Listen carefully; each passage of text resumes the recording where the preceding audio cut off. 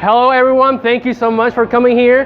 Thank you so much to the League of Women Voters for encouraging this event to talk about democracy, celebrate our successes in 2018 and how we're moving forward in 2019.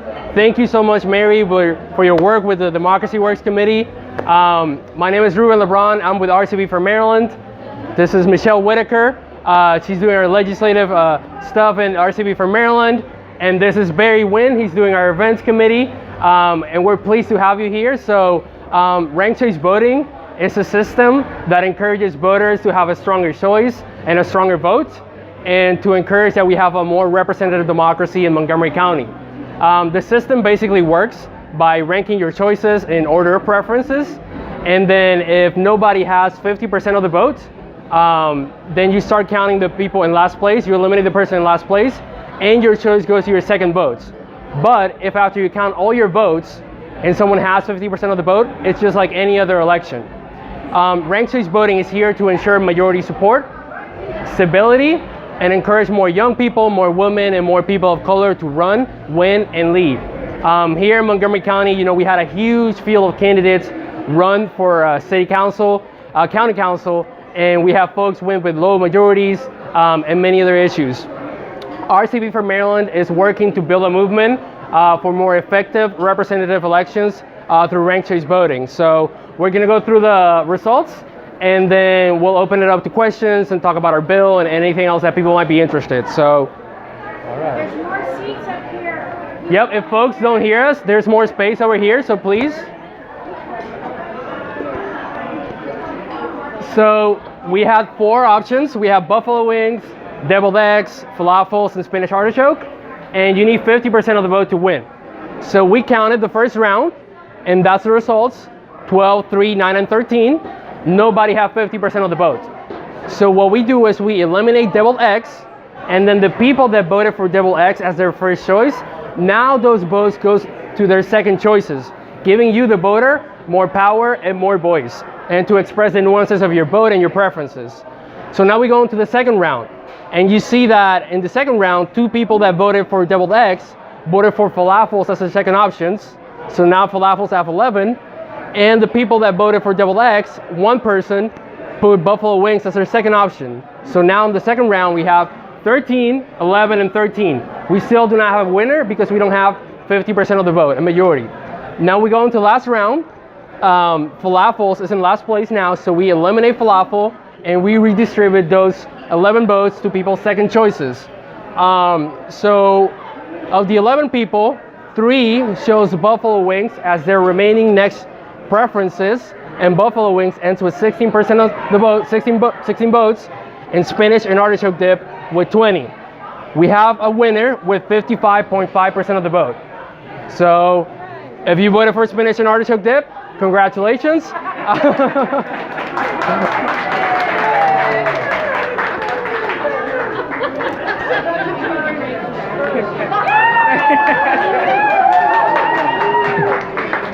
So it's really great to see so many people here in the room.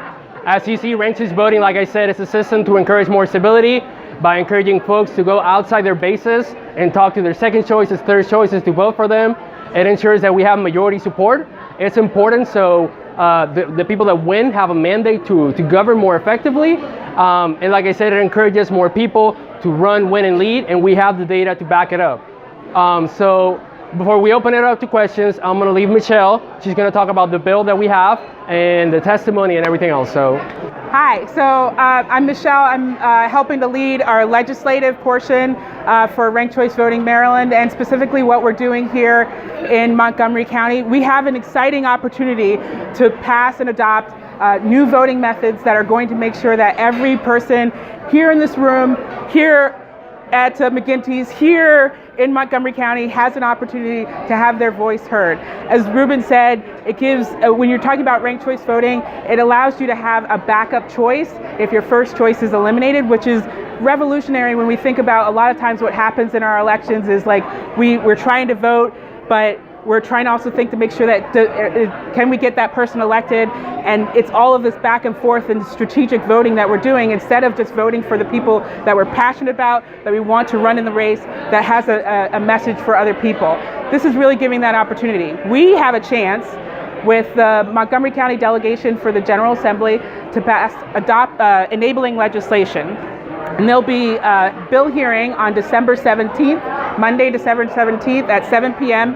in Rockville to discuss this bill that enables the county to either adopt ranked choice voting or another voting system called approval voting. So this is a really first opportunity for us to really do that first step of getting this enabled by the county council so that we can then actually have our county council pass a bill for ranked choice voting so that we can really have exciting elections where our voices are truly heard. So I hope that you'll keep up to date. We'll be sharing information about ways that you can get involved. Whether you testify or not on the 17th, we'd love for you to be there. We want people to be there in support to say, like, there's lots of us all across the county who are really passionate about having ranked choice voting in our elections here in Montgomery County. I want to just note on December 15th, on Saturday, December 15th, we're going to have a RCV movement building event here at the Civic Center. And as part of that event, we'll also be creating signs that we'll bring to the hearing on the 17th. So there's an opportunity for you to get involved, to do some fun creative stuff about showing why RCV matters to you. And we hope that you'll come out to both the 15th event so that you can make some signs and learn about ranked choice voting and hear from some elected leaders, because we're expecting, and we have confirmation from at least one elected leader and hopefully 2 or 3 more, that they'll be at our event on the 15th and talk about the different aspects of how we'll move the bill forward and how we'll enact ranked choice voting in the county. So that's what we're doing. We're really excited to have you here, and I hope that you'll go back to your friends, and I don't know which ballot is anybody's, but if you go back and tell people, it's that easy. It's that easy for us to vote for our choices, vote for the people that we truly believe in. You can do it with appetizers. You can do it in real elections, and we know that it's being done across, not only here in Montgomery County, but across the state and around the world. So this is our opportunity to lead in the state of Maryland. So thank you. The bill is online. The bill is MC 2919. If you go to MontgomeryCountyDelegation.com, that's the Montgomery County Delegation website. There's a legislation tab. You can see all the legislation that's coming up. They just had a hearing yesterday for some of the bills that they're considering at the local level. The next hearing is on the 17th. And so you can get a link to see the full language of the bill. Have you approached the media yet? Or I haven't heard anything about this on the news channel, Sure. local news or anything. So the question is, have we approached or talked to the media about this? We are fortunate that there are people who are already aware of ranked choice voting, and since it has been presented as legislation in the past, and we have a city, Tacoma Park, that is using ranked choice voting, there's some familiarity with it already. We are going to be doing some more events to really engage the press to make sure that they know about the fun activities that we're doing. So there's going to be more opportunities. We want to get lots of people out. We want to get the media to more attention as the bill progresses through the General Assembly and other opportunities. Yeah. And the Baltimore Sun and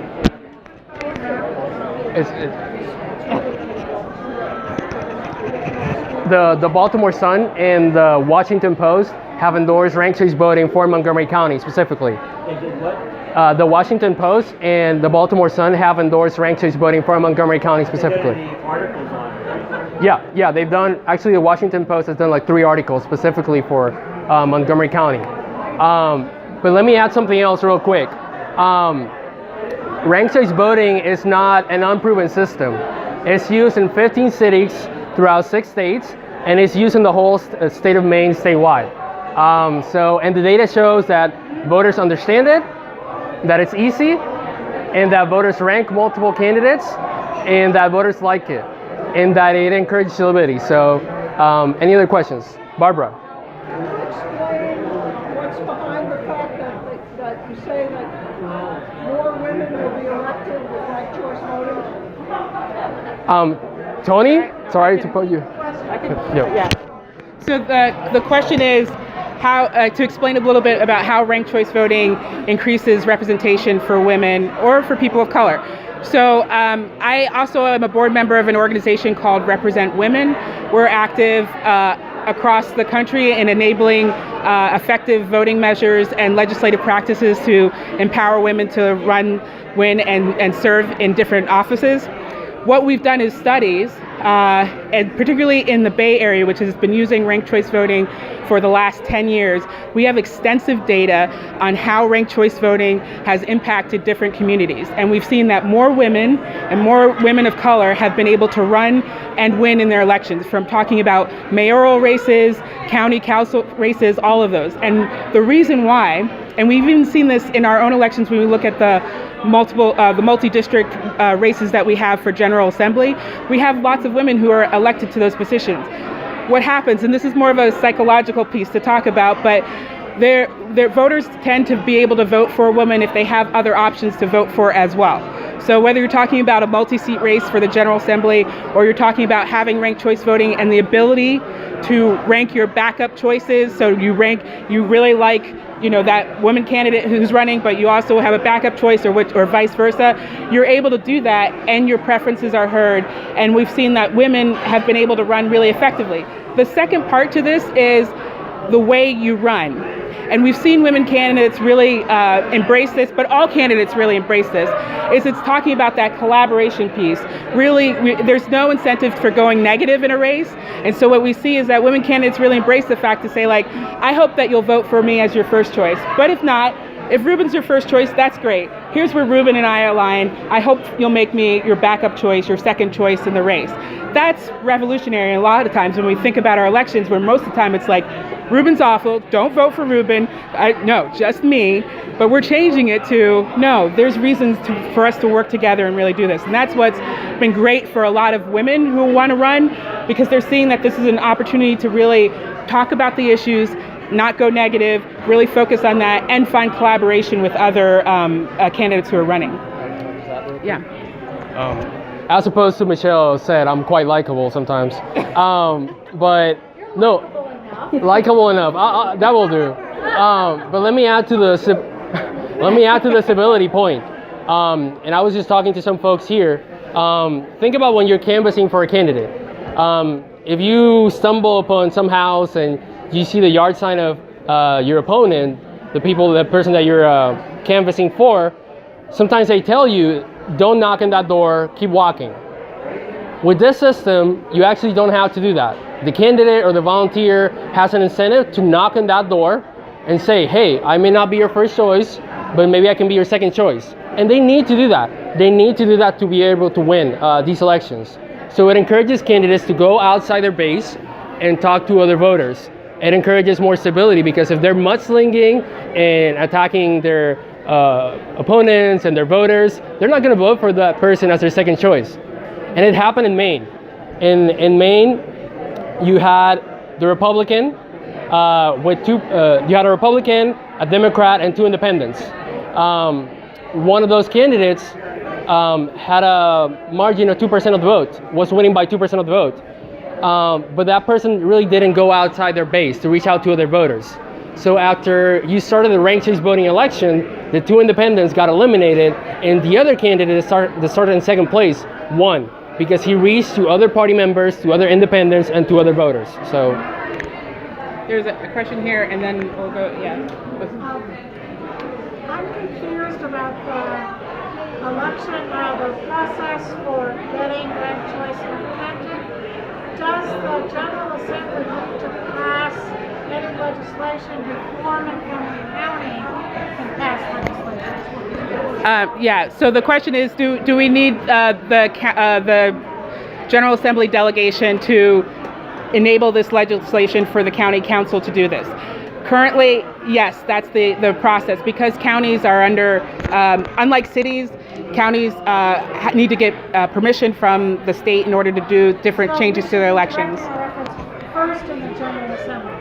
Yes, and so we have key delegates from a variety of districts, District 15, 16, 15, 17, 18, and 39 are key districts that we need to engage members in those districts to encourage them to support the bill or help answer some of their questions. Some of the same questions that you're asking, we're working to answer their questions as well about how does it work?